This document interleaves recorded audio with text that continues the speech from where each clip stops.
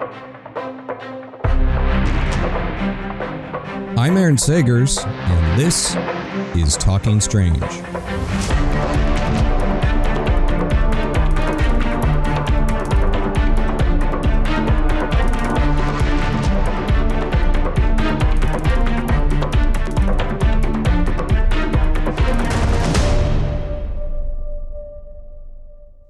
Hey there, spooky nerds, and welcome to Talking Strange, the paranormal pop culture podcast. As always, I'm your host, Aaron Sagers, and we are recording this live with our Patreon crowd. So if you ever want to join in on those recordings, head over to patreon.com/Aaron Sagers. And tonight we're talking about Bigfoot and a man that researches him, a man that I've been honored to call a friend for many years, Eric Altman. He's a cryptozoologist and paranormal enthusiast specializing in researching the Bigfoot Sasquatch phenomenon. He's a well-respected field investigator, contributing author, founder, director of the Pennsylvania Cryptozoology Society, and one of the founding members and executive directors of the Pennsylvania Bigfoot Society. He really has and continues to actively investigate cases. He's a field researcher. He checks out sighting claims and heads out to conduct all of this research going back to 1997. He's investigated and assisted hundreds of Bigfoot sightings, encounters, and claims in Pennsylvania and really across the country. He's served as host and organizer of the East Coast Bigfoot Conference from 2000 to 2011 and is currently the host and organizer of the Pennsylvania Bigfoot Camping Adventure, which is an annual charity fundraising event from 2017 to 2025, and we're going to talk a little bit more about that camping adventure. He's also been seen on travel channels Paranormal Declassified and the Discovery Plus series Fright Club with our friends the Ghost Brothers, and the recent Small Town Monsters 6-episode Sasquatch Unearthed the Ridge. And today he's going to share some details about a recent investigation that's been gaining attention. Eric, thank you, my friend. Thanks for joining us tonight. Hello, Aaron. How are you? Man, I'm great. I'm great, and I'm happy that we are chatting. Always a pleasure to see your face and to hear about your adventures as someone that I really have had a lot of respect for throughout the years, and you really have been trucking. I have to say, with your investigations, you're not someone that's just out there like trying to go for the spotlight. You're a guy that's like been in the mud, in the dirt, like, just like continuing on for many, many years. And I guess I'm curious, you've talked about this, but how did you get into the Bigfoot business? How did you become a researcher and investigator of this cryptid and this phenomena? I've been doing this a long time. I got interested in the subject around the age of 10. I was fascinated and loved the bee monster movies growing up as a kid. And I saw a couple of films, early 1970 Bigfoot films that kind of drew me into that with the possibility that a Bigfoot may be an actual living monster. Legend of Boggy Creek from 1972, a Charles Pierce classic. And there was another movie that came out. It was featured around Caddo Lake in the early 70s as well. And then I apologize, the name escapes me at the moment. It'll probably come back to me when I'm not even thinking about it. But there were two films that came out in the early 70s that kind of hooked me as a 10-year-old kid. And I wanted to find out, like I said, I was a fan of monster movies and the possibility of these monsters, these Bigfoot creatures being monsters that were real. And I spent probably the next 10 to 15 years researching, studying, educating myself on the subject matter by, reading newspaper articles from all across the country, books, magazines, watching any kind of documentaries I could, like the Tim White show Sightings, if you remember that, was popular in the 90s. Leonard Nimoy's In Search Of was a big show. Of course, Unsolved Mysteries with Robert Stack. They all had Bigfoot segments on them or episodes about Bigfoot, and they enthralled me and kind of really made me wonder if there was something to the phenomenon. I guess it was probably in 96, 97 that I met an Ohio researcher by the name of Don Keating. He had a Bigfoot conference going on, and it's still running to this day over in Ohio. And I attended. I met some folks that were actively involved in the field, and they kind of talked me into doing research here in Pennsylvania because at the time there were only maybe a handful of researchers investigating claims and sighting experiences and encounters. So I started looking into historical things here in Pennsylvania and getting in touch with the witnesses to have them take me back to their locations where they had a sighting and really kind of educating myself and getting a good solid base before I started doing the field research. And I guess it was about 97 I got into the field, started researching and looking into claims and, like I said, people's encounters and reports, and started documenting, collecting evidence. And here we are in 2025, gosh, almost 30 years later, and I'm still investigating claims and going out in the field and doing proactive as well as reactive research and still doing it today. Just as a quick side note, so I am wearing a Team Bigfoot shirt. Oh, this was an old design of the paranormal pop culture website that I still have that design out there. But meanwhile, so I'm rocking the Team Bigfoot. You are not. You're wearing a it looks like a Sleepy Hollow sweatshirt. This is a little bit off brand. It is. I went to Sleepy Hollow for the first time in 2021, 22. I've always been a fan of the legend of the Headless Horseman.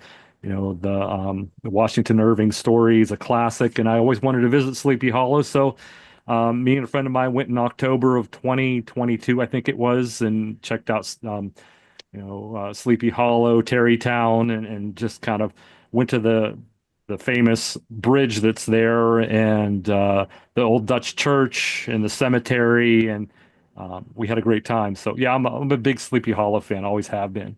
Yeah, I love it as well. And it's funny because I lived in New York City for such a long time, but it took me way too long before I started actually making my way to Sleepy Hollow. But to talk about a town, kind of an interesting. You look at towns like Salem that they're defined by this tragedy, the persecution of witches, and then towns that are defined by some sort of potential actual paranormal phenomena like Roswell or whatever, and then Sleepy Hollow, it's all about the ghost story, but a totally made up fictional, ghost story, and they embrace it. So, which is pretty wild. I love that. I guess the flip side, the Bigfoot side, is that we have I guess down near the Everglades, there's the skunk ape research area, and then in Willow Creek, right, California, that's they lean it heavily into their Bigfoot personality.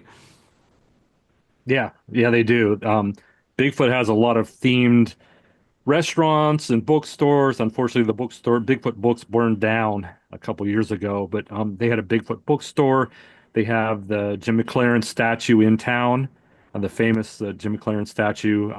They've got the Bigfoot Museum there in town, as well as the Bigfoot Hotel and a couple other statues. Yeah, they go all out. They have the Bigfoot Days Parade every year, and it's very heavily attended. So yeah, I've been to Willow Creek. Very cool place. Yeah. Very the ambiance, the atmosphere is it fits perfectly, especially when that fog and mist come off the mountains in the morning. It looks like a creepy little town, kind of like uh, brings the whole setting into play, if you will, that there's a Bigfoot just outside of town lurking in the mountains. So it's cool, really cool place. Did you grow up in Pennsylvania? Yeah, born and raised in Greensburg, Pennsylvania, and I live right now in North Huntington, which is about 5 miles away. So, I grew up in Florida, and I just always remember having the notion of Bigfoot in my head, but it wasn't until a little bit later. I mean, I not when I was too old, but I didn't automatically have a thought of, the notion of like a Bigfoot type creature in Florida. But of course, as I said, you have like stories of skunk ape. So you mentioned Willow Creek. Yes, Pacific Northwest. Of course, you're thinking of Bigfoot, the mist rolling in, the mountains, and all of that. But when did you realize that there were stories in Pennsylvania, kind of right in your backyard? Yep. And were you surprised that this legendary type of creature was perhaps stomping around right in your hood? Yeah, well, you got to remember, 1980, I'm a 10-year-old kid, and I'm fascinated by the Bigfoot films that I had seen. So I went to my public library and I wanted to see if I could find some books on the subject and wanted to look at some newspaper articles as well. And I found out at that time there was a gentleman by the name of Stan Gordon. He's a pretty well-known UFO researcher and a cryptid researcher. He was investigating claims in southwestern Pennsylvania going back as early as the 1960s. And in 1972, 73, and even into 74, there was a outbreak of Bigfoot sightings in southwestern Pennsylvania. And there were multiple sightings in my hometown of Greensburg, Pennsylvania, where incidentally Stan is from. So I had Stan Gordon in my back pocket from my hometown, as well as the sightings that took place in 73, 74. And as a 10-year-old kid, I was terrified to take the garbage out to the back alley at night, thinking, there's a Bigfoot possibly right down the road from my house where he was sighted and he might be still lurking in the area. So, as a researcher, just educating myself as a kid, learning about this phenomenon and knowing that, 10 years ago, 8 years ago, there was a Bigfoot seen just miles from my house. And like I said, I was scared to death to take a garbage can from my parents' kitchen and backyard out to the back alley because there's woods right across the street and there could be something lurking in those woods.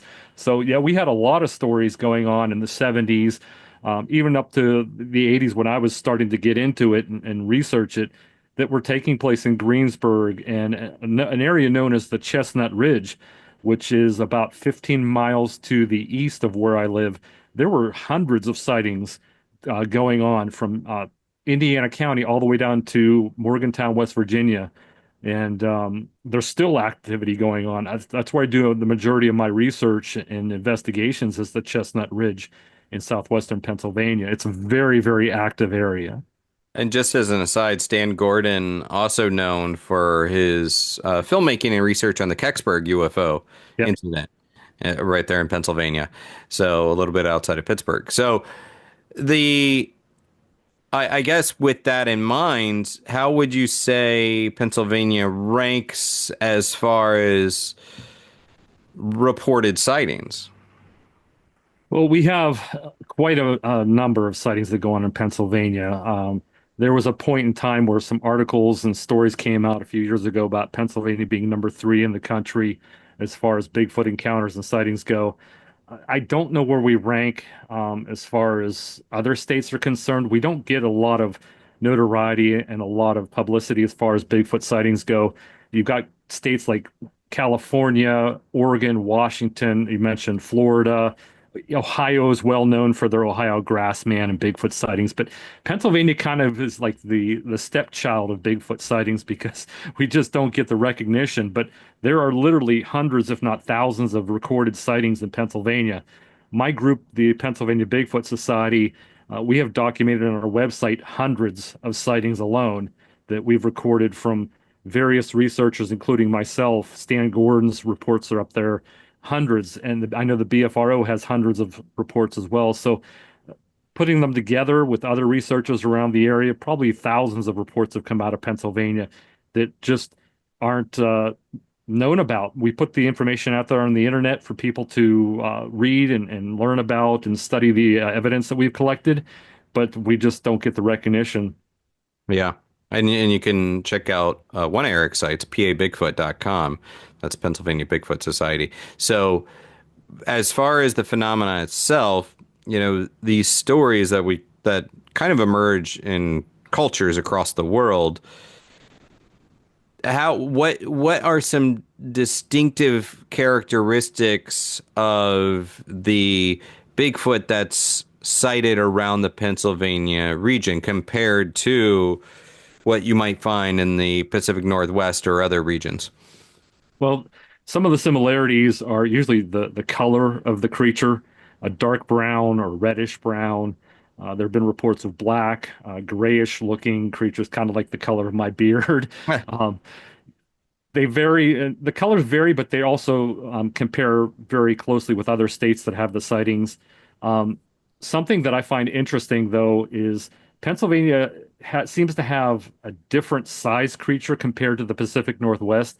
Out on the West Coast, they seem to be this massive, broad-shouldered, barrel-chested, 500 to 1,000 pound creature, where here in Pennsylvania, they're often described as skinny or lanky, standing about 7 to 8 foot tall. So they're pretty tall, but they're very thin. They're not this huge, massive sized creature that we often hear about in reports and documented cases and TV shows. Here they just seem to be skinny and kind of not more aggressive. The southern Bigfoots are typically more aggressive than what's here in Pennsylvania, but there have been a few cases over the years where people have had aggressive encounters. But for the most part, there seem to be docile, curious creatures that often flee when they finally are realized that, hey, someone's seeing me, and they take off the other direction.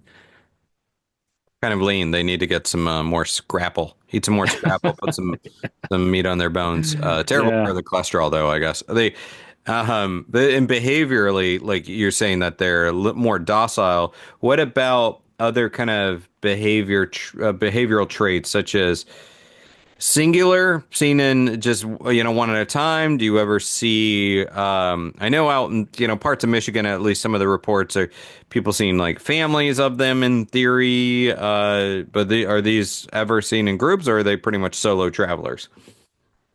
The majority of reports that I've investigated and I'm aware of are singular creature reports. Road crossing sightings seem to rank as the top encounter that people have. But there are cases here in Pennsylvania where people have seen two together, even three, what might be considered a parental creatures and a small offspring with it.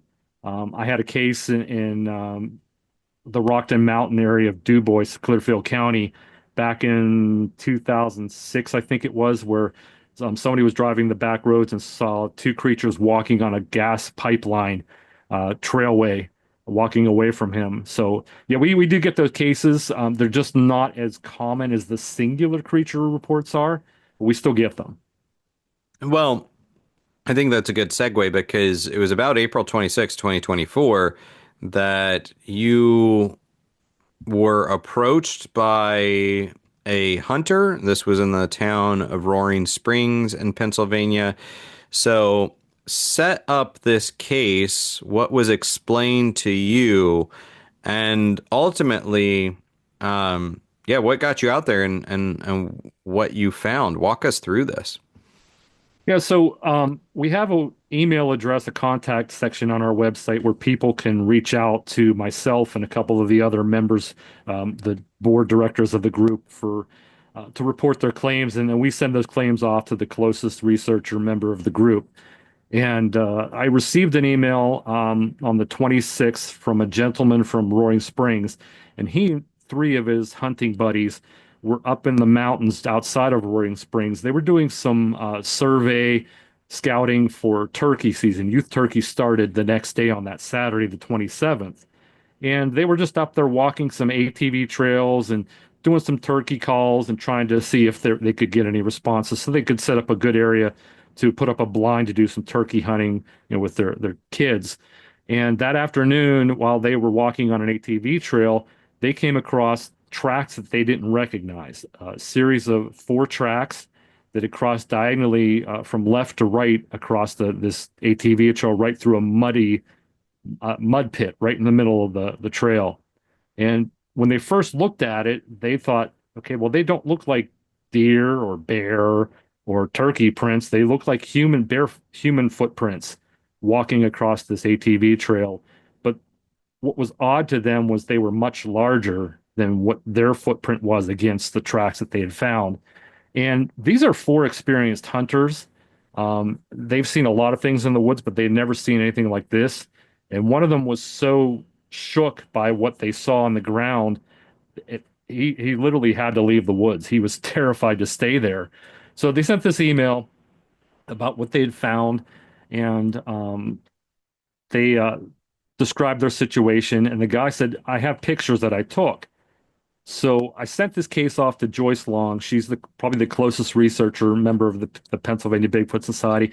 I asked her, I said, look into this, and if you see the pictures, let me know if it's worth going up and taking a look at them, taking measurements, and even casting them.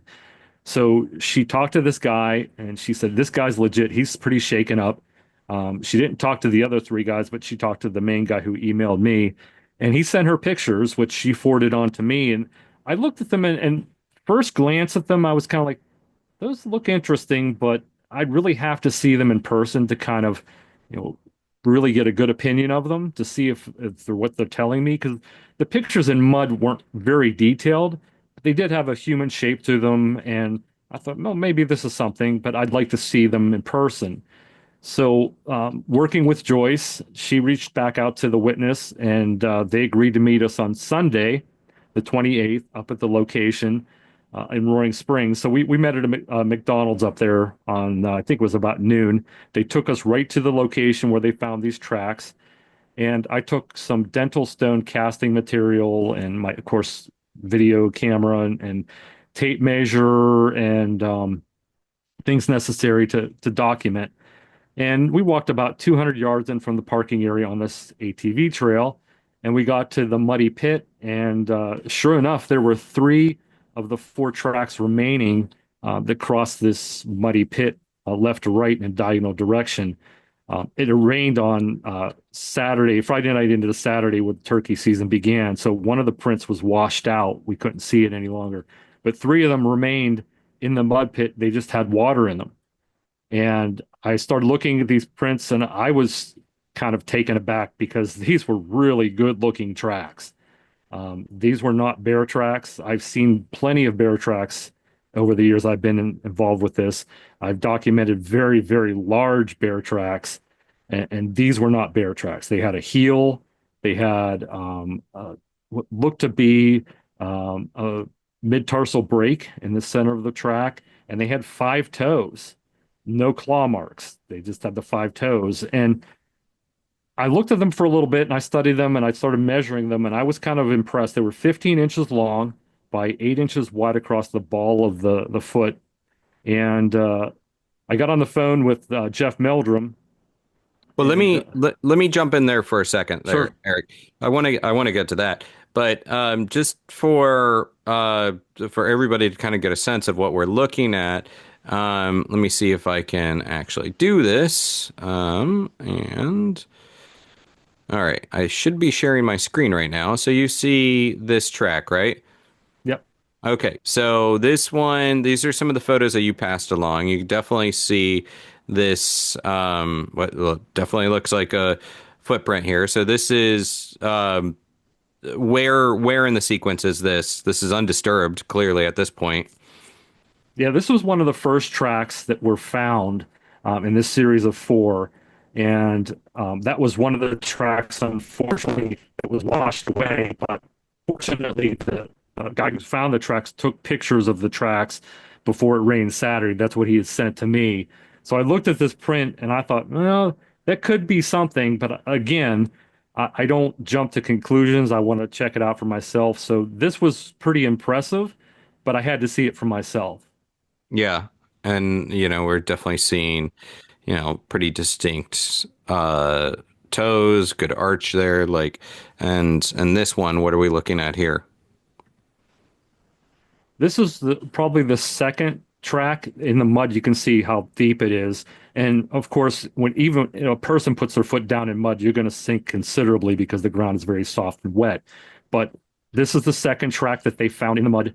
And again, you can see it's pretty wide. You can see five discernible toes right at the very top there. And again, I looked at this and I thought, well, that's pretty impressive. It could be a bear track, but I want to get up there and look at it. And that's why I wanted to go. But this was another interesting one that was taken before we got to the sighting location. It was taken by one of the hunters.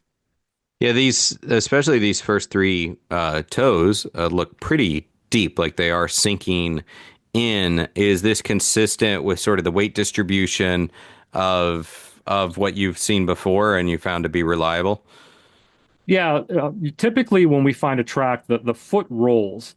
And when I say a mid-tarsal break, that gives the foot flexibility to bend in the middle. So when they're putting their full weight down on their heel first, the heel is usually deeper in the track, and then the foot rolls forward, and those toes kind of sink down as the front of the foot hits the ground. But in this case, there was mud, so it did leave a very distinctive impression. And as you can see, it's pretty wide and pretty deep because the dirt and mud were displaced by the weight of the foot. Yeah. And then, so is this you or your colleague for the comparison? Actually, that's one of the hunters who took the picture that they found and sent that to me prior to me doing the actual investigation. But I wanted to share these with you because these were the tracks that were found before any investigation was done. These were found by the four hunters or the scouters that were out there scouting for hunting. So this was another one of the tracks that they had found. It's so fortunate that they did actually pause to take this. Um, I think this is also kind of a good time to ask. Like, I mean, you kind of speak about these hunters that these were guys that were used to going out there. One of them was too afraid that he didn't want to talk about it or wanted to get out of there anyhow, and then ultimately one of them didn't want to talk about it. But when you're speaking to folks like this, or your organization is documenting these kinds of accounts, what's sort of the verification to make certain that, or the sense that they're not just trying to pull one over on you? Well, that's why we have to get out there and see them in person because, as you know, photographs can be manipulated, changed, altered. There's Photoshop. There's so many things that can be put in a footprint, a picture like a footprint.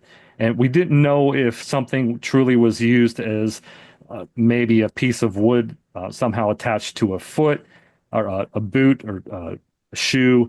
We didn't know if these were stompers. We just had no idea. Again, the pictures are impressive, but before I make any kind of conclusion or make any kind of formed opinion, I want to see them in person.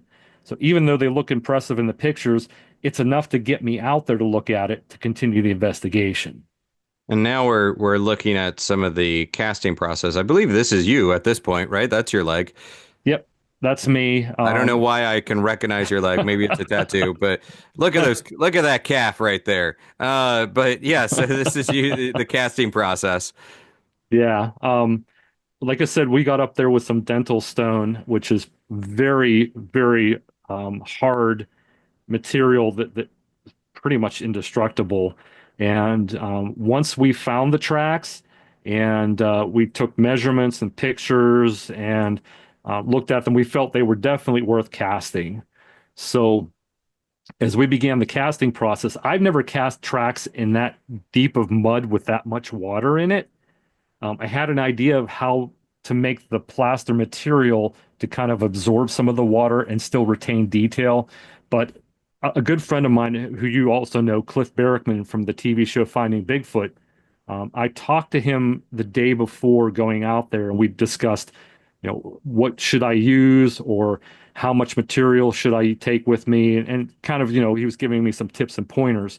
So when I arrived on site, I called him and I said, okay, we're here. These prints look worth casting. They look pretty legitimate, but I need to know what kind of material to make the mixture because there's a lot of water. There's about an inch and a half of water in these tracks.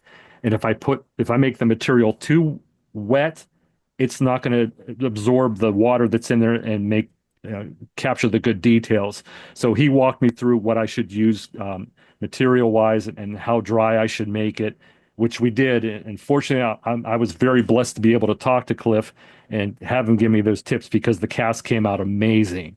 Yeah, man, I'm trying to put myself in your head as far as the stress of the casting process alone, because you have something when you arrive and you're like, all right, that was interesting in the photos. So you arrive and you're looking at this, you're like, okay, this has become, at first you had my curiosity, now you have my attention, and not screwing up this cast like Right. that's probably a pretty stressful situation. Yeah, it is. I've cast other footprints before and I've cast impressions and some of them have come out pretty well, but this is the first time I've cast footprints in that thick of mud that were that deep. And my biggest concern was like I said, making the mixture just right so it would harden. And when I pulled it out of the ground, it wouldn't break. That was a big concern of, because the ground was so heavy and so wet with water and mud. I was so concerned that if I tried pulling this out a wrong way or it didn't make the mixture consistent with enough to absorb that water, those tracks would have snapped in half. So fortunately, like I said, I talked to Cliff. I got the right amount of mixture, the dental stone powder to put in with water and made it super thick, and actually a lot thicker than you normally would for a casting. But it absorbed the water that was in the tracks. And you can see the trackway there. Those are the three prints that were left after the rain came through Friday into Saturday night and washed one of them away. But we were very fortunate too that they were still there. And I know people are probably going to ask, but the stride between those tracks were about 4.5 feet. This is consistent with other kind of sightings. Well, it's close to human range because humans is usually around 3 to 3.5 feet with a stride foot from the ball of the toe to the heel of the next print. Or I should say the toes to the heel of the next print. It's usually about a 3 to 3.5. So these are a little bit bigger, but that doesn't mean that this thing wasn't just slowly taking its time and putting its foot down. It wasn't running because we theorized that if it was running, those tracks would have been further apart. But it seems like this, whatever made these tracks was just kind of meandering along and really taking its time and putting its foot down much closer to the other foot. It's just another shot of like as the cast hardens, I'm guessing. Yeah. Um, and and then this is now we're pulling the cast out of the ground at this point. Yes. Yeah, we let the castings sit for about 3 days before we cleaned them off. We wanted the cast to completely cure and dry before I tried using a brush to brush off any details, or I should say any dirt and mud, and look for hair that might be in the cast, which we didn't find any. But yeah, we wanted to let them dry, and that's what one of the tracks looked like with the mud still on it as we got it home and laid it out in my garage for them to dry. And here's another one. Out of these, which would you say is kind of I mean, these are all actually really great casts. Is there any that you would say is like just sort of the primo one? Yep, that one you just showed. That one right there. Yeah, Okay. that one's the best that we I think of the three casts because it shows those toes very clearly. And why I think that's the best is because when I had Jeff Meldrum look at these, um, he was pretty impressed by the toe splay. And what that means is when you put a living foot in the ground, the earth can manipulate your toes to move and split apart or move in the direction as the foot's moving. It can split those toes that they call toe splay. And he was pretty impressed that the three casts showed movement of the toes in different directions. So he's about, if I remember correctly, when I talked with him, he was about 70 to 80% convinced that these are legit tracks. Of course, he always has suspicions, and you've always got to be cautious. You can't say fully 100% you didn't see the Bigfoot make it, but he was pretty convinced. And I had Cliff look at them the same day. Cliff was very impressed with them, and Cliff actually believed he found dermaglyphics in the tracks. And for those who don't know what dermaglyphics are, we all have fingerprints, if you will, on the bottom of our feet, and he believed he found several of them in the tracks that looked like they were dermal ridges. Yeah. And this is one right here. I don't know if let's see if I can get it on the camera without ruining the oh, okay. I'm doing a terrible job here. But there we go. That's one of this comes from this set of these three. So this is a big boy. I feel like you can look at those photos but still not have a full appreciation of how large this print is. I mean, this is like the size of bigger than my head. Yeah, that's what really convinced me that, at least to me, that it wasn't made by a human foot because seeing these tracks in person versus what's in the photo, it's one of those oh crap moments where you see something and you're like, wow, you're just blown away by how big that is. And something to leave a print that big would have to be a mighty big animal, Yeah. to do that. So I was just, I was blown away. I had that oh crap moment when I first saw them, and you've seen the cast in person, all three of them, and They're pretty big. They're about 15 inches long, like I said, about 8 inches wide across the ball, about 4.5 across the heel. And that's a pardon the pun, but that's a big foot. That is a Bigfoot. So, I mean, that we're coming up on a year since you cast these. What has happened since then? What's sort of the what now portion of this research and investigation? I mean, it's not like you can pull in the Sasquatch for an interview and be like, "Hey, are these your feet?"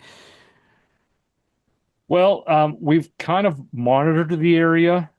We have another group of researchers that lived a lot closer than I do. This place was about 2 hours from my house, so we had a group of researchers in the Pennsylvania Bigfoot Society who lived closer, and they tried to make several trips up to this area, but for some reason the game commission like closed off the roads that led back to this parking area.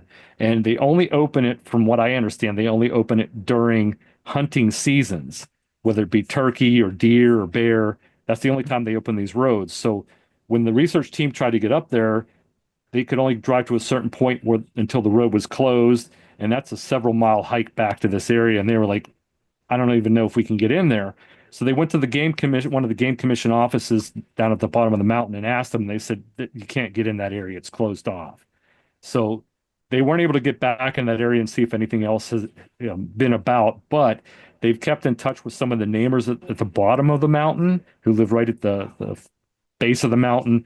And as a matter of fact, they found a house of one of the gentlemen who lives right literally down the mountain from where these tracks were found. And they kept in touch with him and asked him, if anything else develops, you hear anything, you see anything, please let us know. And he hasn't reached back out to us with any kind of information, if he's heard anything.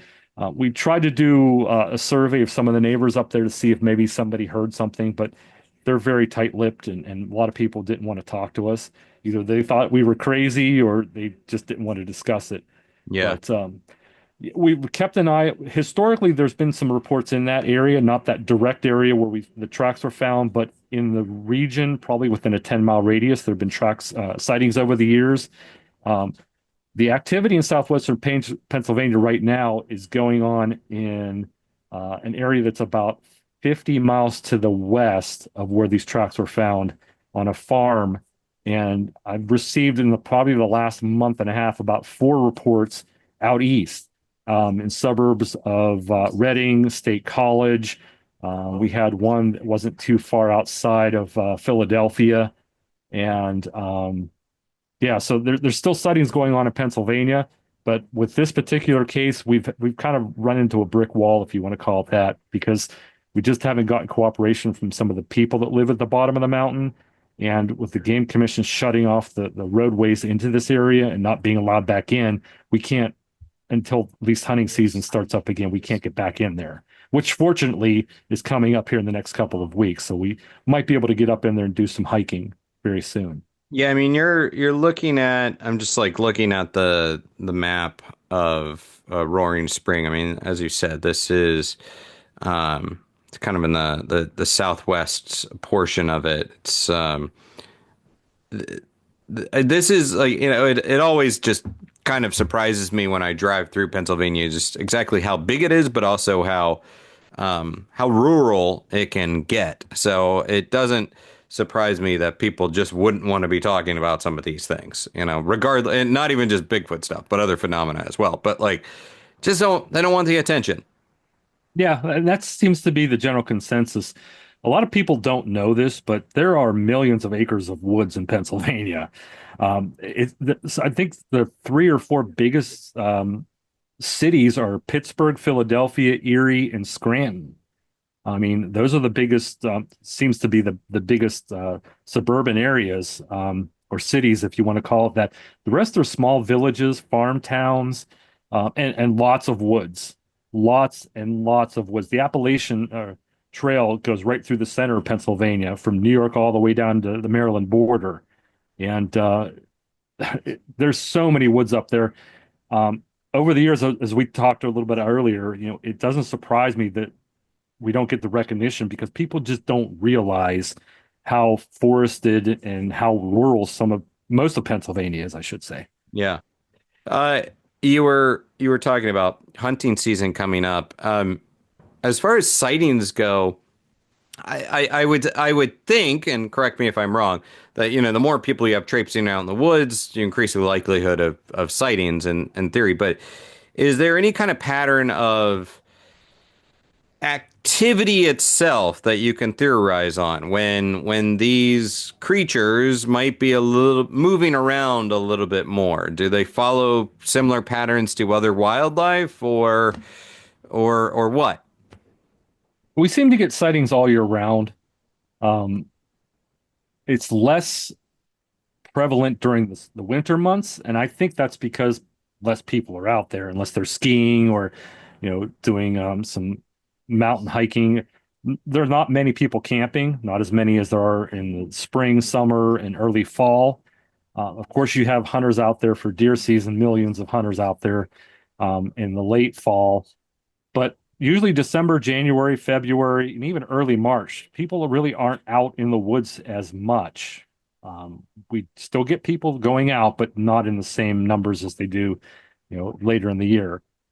So the sightings seem to increase for us between spring and fall. And again, I attribute that to the people being out there, being able to see the creature.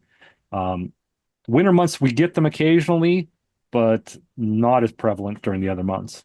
But you think, as much as you can theorize, that the activity is still happening at its Yeah, own kind of pace. It's just we're not around to see it.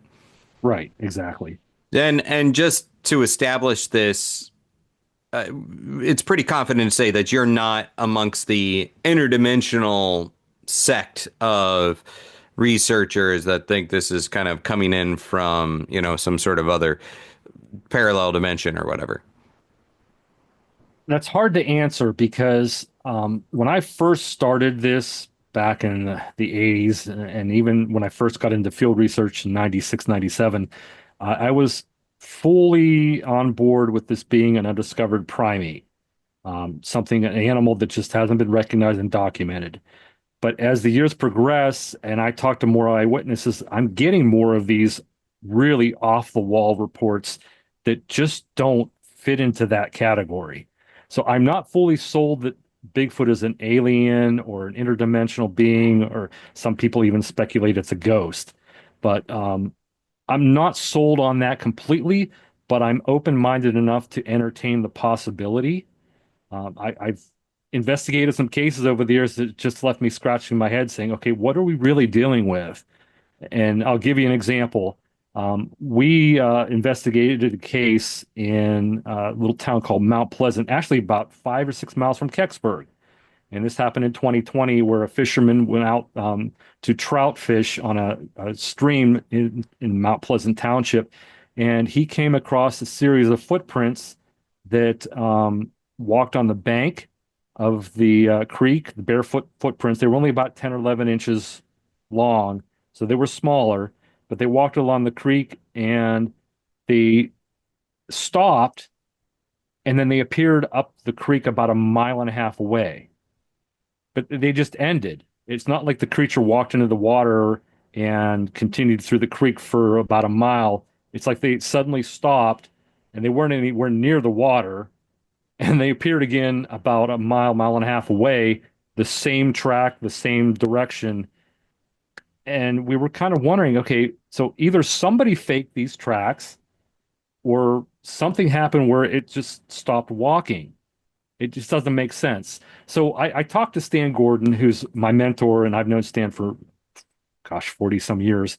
And we discussed it, and he shared with me other cases that he's investigated where footprints, even in snow, where footprints was found, there was a trail of them, and then all of a sudden they stopped. And they didn't go left or right, they didn't go backwards, they just came to a complete stop.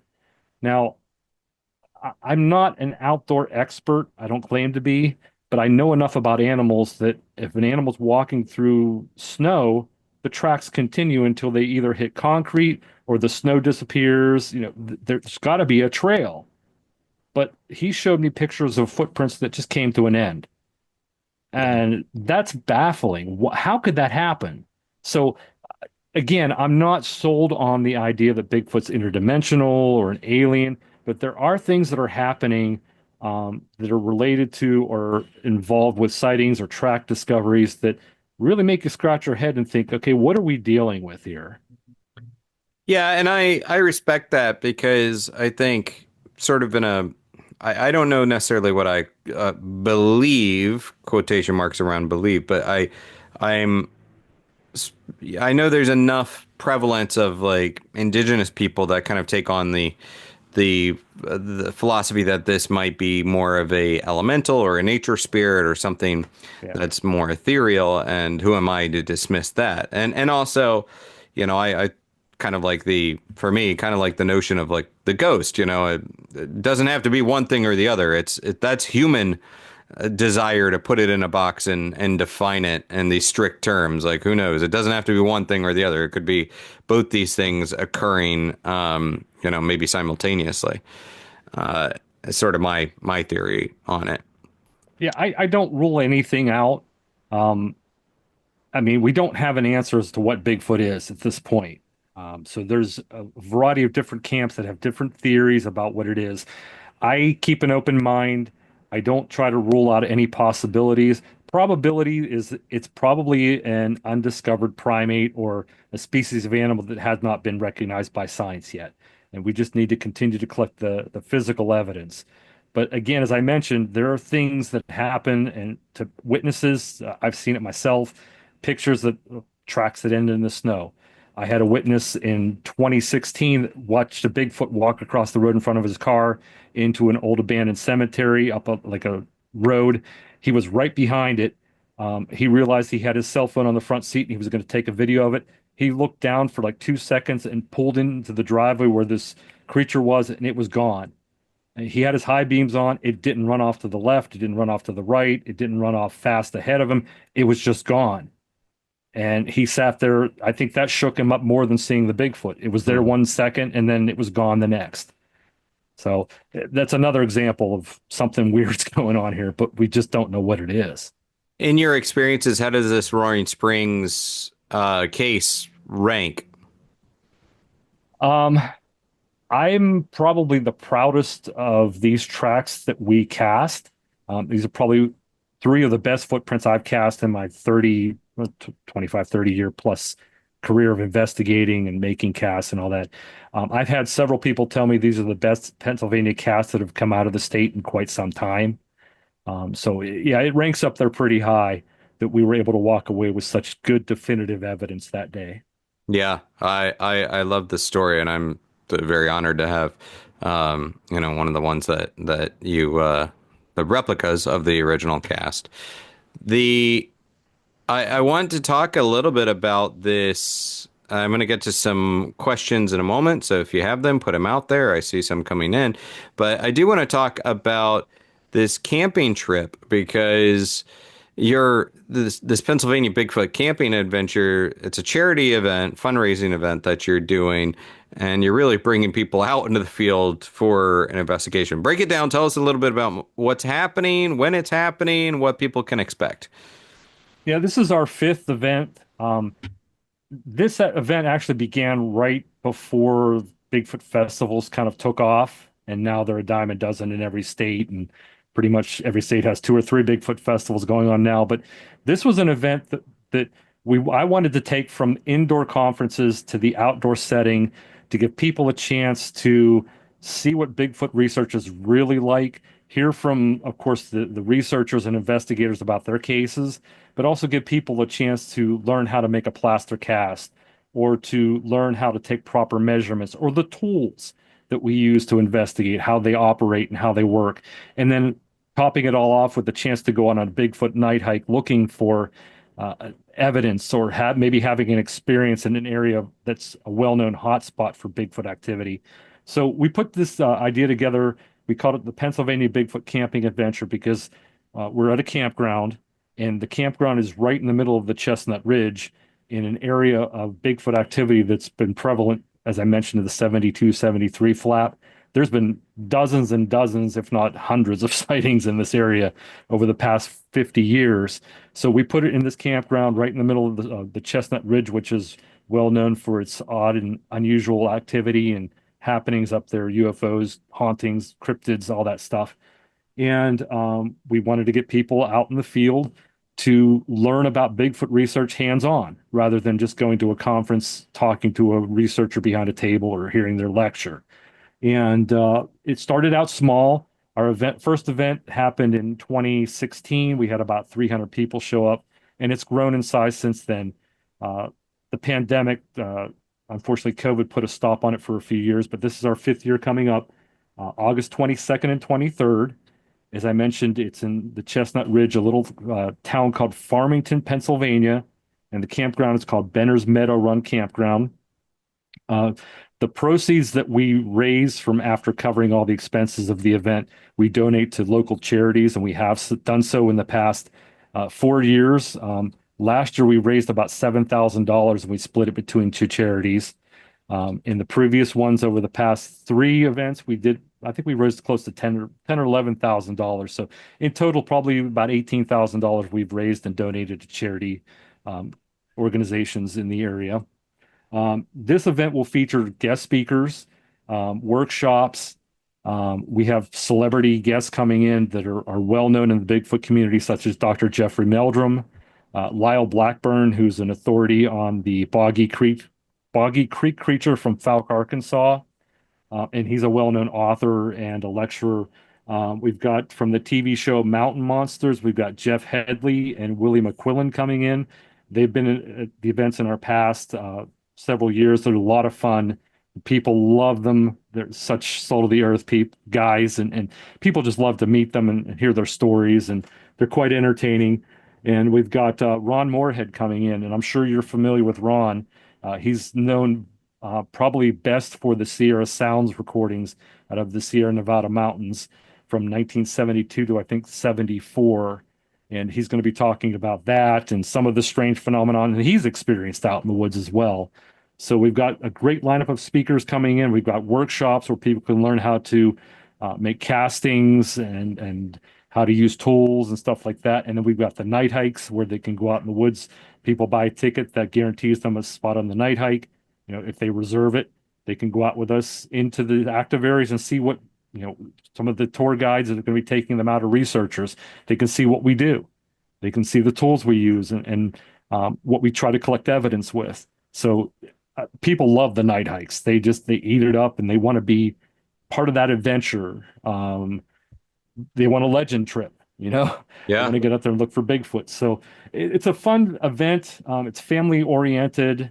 It's a charity fundraiser. You can't beat the price. It's $50 for the full weekend, which is Friday and Saturday, the 22nd, 23rd of August. If you only want to come out for one day, it's $25 for Friday, 30 for Saturday.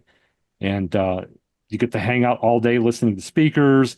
We've got karaoke in the evening for people that don't want to go on the Bigfoot hike. They can watch Bigfoot films as well. There are going to be a couple films being shown at the event. So it's a lot of fun. People have loved the event. We had a great turnout in 2019 before COVID. I think we had close to 1,000 people come, and it continues to grow. So we want everybody to come check it out. You can find out about the event by going to our website, which is PA for Pennsylvania, PA Bigfoot Camping Adventure.com. Yeah. And we have Trisha actually in the audience. She's going. She already has tickets for it. And Cool. if you have time, I want to throw a couple audience questions at you. Yeah, absolutely. So Chad asks that something we're starting to use this year on his own Bigfoot hunts is prepping clothing like they're going hunting, using no scent soaps, spraying themselves with deer scents, deer musk, or urine to mask their human scent, hoping it'll bring them closer if they can't discern what we are. Have you ever tried this? How did it go? Is it something you would try, or is there something related to that you've been having some success with? We have tried the scent sprays, washing our clothes, and the descenter.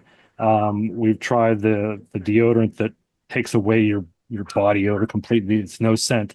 We've tried all that stuff. We haven't had a lot of success with it. And my thinking is because if these animals are in the area where you're going to be doing research and you pull in with a car, they're going to know you're in the woods before you even get out of the car. They're going to hear the car, the truck, the vehicle. They're going to hear the vehicle's car door slams. the trunk slamming. They're going to hear you talking, getting your stuff ready. They're going to know you're there. And if they want to take off and they don't want to interact, the decenters, all that stuff is worthless. Hmm. They're going to know you're there, so they're going to leave.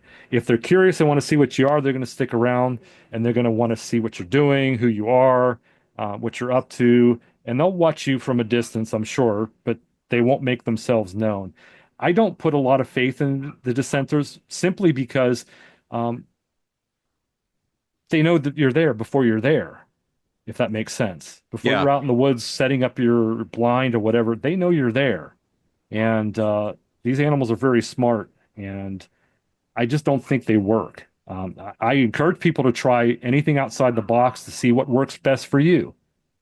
Yeah. There's Chad also asked about this is a little bit different than Bigfoot, but the Gewoggle out of Clinton County, PA, Gewoggle, more of a mix of a wolf and a Bigfoot creature. Have you heard of this one? Do you have any thoughts on that? Um, I'm not a big proponent of the dog man or the upright walking canine. Even people have said they've seen Bigfoot with snouts. I don't think that that's any different than just a Bigfoot is. That's what I think people are seeing it, but they're misidentifying it as possibly a dog slash Bigfoot creature or a dogman type creature. Um, I could be wrong. I'm not an expert, but I just personally think that these cryptids that are being reported as either being a cross between two different species or a dogman species, or people are misidentifying it. They're seeing an actual Bigfoot and they're seeing it so fast that they're only able to remember certain things. And maybe they're thinking it's a dog or a dog looking canine versus a Bigfoot, and that's what they're Hmm. calling it. Chad does follow up. He says, he thanks you because now you have saved him from spraying deer pee all over his clothes. So you've performed a service today, Eric. And also we have David and Alicia asked. I know you're really mainly focused on PA, but have you researched the sightings in Reamer, Minnesota, and did you have any conclusions about that? If so, I have not been to Minnesota. I have a very good friend, Abe Del Rio, who runs the Minnesota Bigfoot Research Project or research team, and he's in the Minnesota area. I don't know if he's done work in Renner or not, but I know that there's been a lot of sightings up in the Renner area, so much so that the town, much like Kecksburg, has adopted the UFO angle, or other towns have adopted Bigfoot. Renner has adopted the Bigfoot theme, and they've got several outposts or stores related to Bigfoot. They sell merchandise and that sort of thing. So I know Bigfoot is pretty popular in Renner. I apologize to the people asking the question. I've never been there, so I can't give an opinion about what's going on up there as far as sightings. I'm just familiar that there have been sightings. yeah. And Terry asked about the where the tracks were discovered. Again, that was Roaring Spring, and PA. The anything in the Ozarks that you've heard of that are pretty interesting? Well, the Ozarks is a fascinating area because it runs pretty much in the southeastern part of the United States. I mean, it goes down through as far as Fouke, Arkansas, where, of course, the Legend of Boggy Creek was filmed and the Fouke monster is, even up into Oklahoma. And they've got tons of sightings in Oklahoma. Um, and they've got several different cryptids running around in the Ozarks. So I would love the opportunity to get out there. I've been down to Texas, very close to the Ozarks, but I haven't been in the Ozark Mountains myself. I'd love the opportunity to go do some camping and some research out there. I do know that there's a couple of groups that are spending a significant amount of time in the Ozarks, where they have a round the clock team that stays in the woods consistently. They'll have like a group there for a week at a time, and then another group will come in to replace it, and they'll stay on for a week. And it's a constant monitoring of an area. And they've had pretty good success with sightings and rocks being thrown at them, and wood knocks, and recordings, audio recordings. And so that they're doing what needs to be done. Somebody needs to be in the woods consistently in an area that's an active area to collect as much data and evidence as possible. So the Ozarks itself is a great area. If you're a researcher and you want to do some field work, I would highly recommend checking it out. Jeff Meldrum has been on this show. Cliff Barackman has been, as well as other multiple other Bigfoot researchers. And I still, it's funny. I don't know. Let me first ask you this: do you find that sometimes people are willing to make the leap with things like ghosts, but kind of draw the line at Bigfoot? Um, that's hard to do because there are people that are into the whole ghost phenomenon, but they're also into the Bigfoot phenomenon. So they research kind of everything. And It's that, I think, merged a little bit, but it has yeah. merged. I think maybe even when I first met you, there was like the Bigfoot crowd over here and the ghost crowd over here. Hmm. Yeah. And you see ghost researchers getting into the cryptid field, and I think that's because they're bored with it. I've talked to I'm being honest. I think they get bored with the ghost research and they want to try something new. And this is interesting. It can be exciting.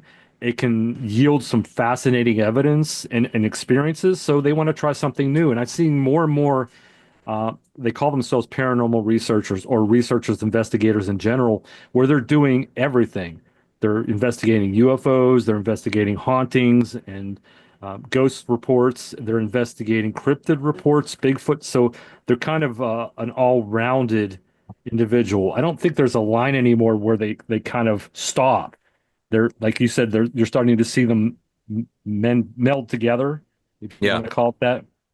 And more people are becoming fascinated. When I first started phenomenology, if you remember, I went to the second event with Dana and Chris Wingard, and right.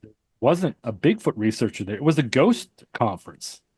Yeah. And the third year they brought me in, and I kind of introduced cryptids to the conference. And I had so many people at my table talking to me and walking by going, Bigfoot, huh? Never thought of that. And, and I after the third one, I went to every one they had and always spoke on Bigfoot or cryptids. And, at that time, it really wasn't accepted by the ghost community, but now it's just, it's another one of those cool undiscovered things to investigate. And I have to just say that I loved that old PA Bigfoot Society t-shirt that you guys had. I Yeah. think it was brown or like a dark kind of camo green, and I don't know what happened to it. I suspect someone absconded with it, but I loved that shirt. That was a great one. But I guess if you were gonna say to people though, like I encounter people out there that might be willing to take the leap on something like ghosts or aliens, but then they're like, maybe not Bigfoot. Like, so if you were gonna do three bullet points for people to take forward with them, to counter with anyone as far as the questions of like, you know, where are the bodies? Why wouldn't we find the bodies? Where's the scatter, the evidence, that kind of thing? Or why aren't we picking them up on drones and satellite photos, things like that?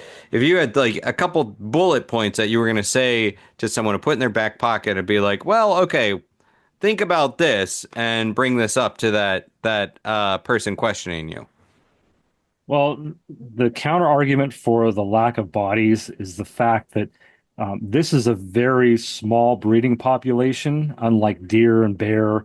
So there's not an abundant number of these animals or creatures out there. And as you know, as most outdoorsmen and Bigfoot researchers know, when an animal dies naturally in the woods, usually within 7 to 10 days, that body is fully decomposed. And porcupines and small field rats and um, creatures come in and they just kind of disperse the bones. They eat the marrow and they scatter them, and there's nothing left. So when people say, "Where's the body?" you'd have a better chance of hitting the lottery than finding a dead Bigfoot in the woods. Yeah. That's my first counter argument to that. I'll just respond to that. It cracks me up because when people say that, because I'm like, well, you go out in the woods and there's deer and bear out there, but you're not encountering a lot of deer or bear corpses because nature is very good at Yep, breaking things down very efficiently, very quickly. exactly. Sorry to interrupt. No, Continue. that's okay. Your second point about the evidence, there is evidence. People are collecting. I mean, we showed some evidence tonight, footprints, the castings of footprints that were found. There is hair and DNA samples that have been collected that just is either too degraded or wasn't collected properly and contaminated. Some of the evidence that's been collected properly and studied just doesn't match with anything because we don't have a Bigfoot species on hand to match the DNA and say, yep, that's what it is. It Right. comes back as uncategorized and it doesn't match anything in the zoological collection. So there is evidence being collected, audio, the video pictures. I'm not a big fan of that. And simply because with this day and age of the ability for AI, the ability for CGI, Photoshop, all that stuff, you can put a Bigfoot walking down Main Street of Times Square, and it looks real because that's the technology we have and the software capability. And people are amazing what they can do to fake a video. So I don't put much stock in the video or pictures. And even if game camera, I've seen some pretty interesting game camera photos over the years, but they're inconclusive. They're not going to prove a Bigfoot exists. So that whole argument about why we don't have a picture or drone or something, Anything I, could be faked. yeah, Anything I could be wouldn't put any faked. stock in it. I would just throw it out with the bathwater. But let me just add, and I think we've talked about this. You are uh, a fan, a supporter of the Patterson Gimlin footage. Yes, and the reason I'm on the fence about it. I'm leaning towards it being the real thing because I've met Bob Gimlin. I've become friends with him. I've sat down and listened to his entire story in one-on-one setting, and this man's not lying about what he saw and what he experienced. I just get that feeling from him. He's too genuine and honest, and he's not trying to prove anything to anybody or make anybody believe a story. He just says matter-of-factly what he saw. And being the fact that this is actually film rather than digital video, um, they have the real the actual first gen copy, and I believe Pat Patterson still has it, if I'm not mistaken. But that film has been analyzed, and you can break that apart because, like with 35 millimeter pictures, there's negatives, and you can Yeah. scrutinize that. With the digital age today and all that stuff coming out, you can see that something's been manipulated in that, but it can be changed. With the film, you can't manipulate film. You can't make those changes. You can't add things to the film. So I'm leaning towards it being the real thing. And of all the videos and pictures and everything out there, I think if I would have to say it was legit, it's the only legit piece of footage that I would put any stock in. I like it. I like it. I think yeah, I agree. Anything could be faked. And certainly, I do paranormal caught on camera. I think about that a lot. But the I think you have the film component, you have the story of Gimlin, you have the special effects people that were like, well, we didn't really have the technology to be able to do that kind of thing Yep. at the time. But then even just talking to Jeff Meldrum when he's looking at that and he's like, yeah, that was captured before we discovered like Lucy, right? Australopithecus, I think. Like, Yeah. before comparatively, it's like that kind of looks more like Sasquatch than we knew at that time, that kind of thing. But talking to Meldrum being on board with it, yeah. Oh, I like it. I do want to note, Tricia says reprint the vintage Pennsylvania Bigfoot Society T-shirt. People want to give their money away. And then I guess a good question to kind of like wrap up on is Shayna asked, do you bait when investigating, such as fruit, berries, meat, anything like that? When I first started doing proactive research, going out and trying to get something to come in so we could collect evidence, we were using everything we could possibly think of, from breads and wheat, to fruits, apples, oranges, pears, bananas, meat. We were using fish, anything. We even put out unopened cans of cat food and dog food, thinking if Bigfoot came, nothing's going to be able to open the lid on it because you have to use fingers to pull the little tab up and then pull it back. And we've never had any success. The food disappears, of course. There's no more banana in the tree or orange in the tree or apple in the tree. They're gone. But we can't rule out any animal. I mean, raccoons can manipulate quite a bit to get to food. Bears, they can come in and take an apple or whatever they're going to take, and they'll be gone with it. So we've even tried putting game cameras out on food, and we've watched crows come in and pick apart some of the food, the fish and the meat we put out in the woods. So we know that the chances of getting anything to come in is very slim. So we just kind of moved away from that. Yeah, as a final note, then, how is this pursuit of Bigfoot kind of impacted your interactions, your experience, your perspective of just nature at large and the world in which you live?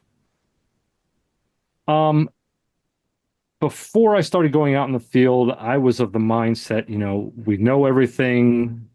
Everything's been explained. There is nothing left to discover. And when I'm out in the woods, there's a whole new world out there, a whole different world from what I grew up and was used to. And I'm so much more appreciative of being out in the woods, being out in nature, and seeing things firsthand that I've only seen on TV, or a movie or something like that, getting to experience it.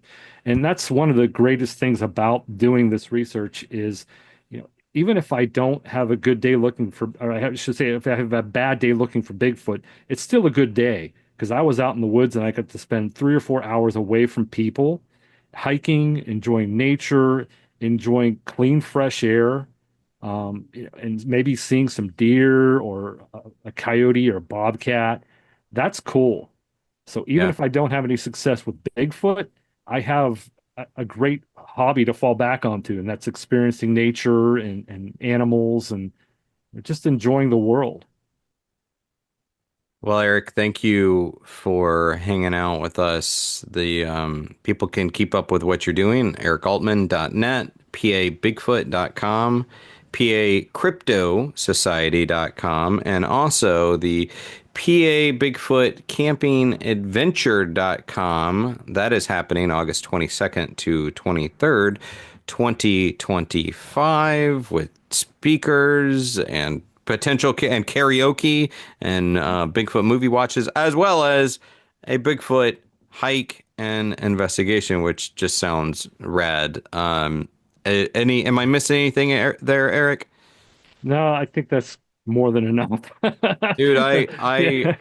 I appreciate you. I always appreciate hearing from you. I thank you so much for your time tonight. You've been very generous with your time, but you're, like I said at the top of the talk, you're one of the guys out there doing the good work. You're just soldiering along, researching constantly, and really that the Roaring Spring case is gorgeous, man. Those casts, those prints are just really beautiful, really compelling.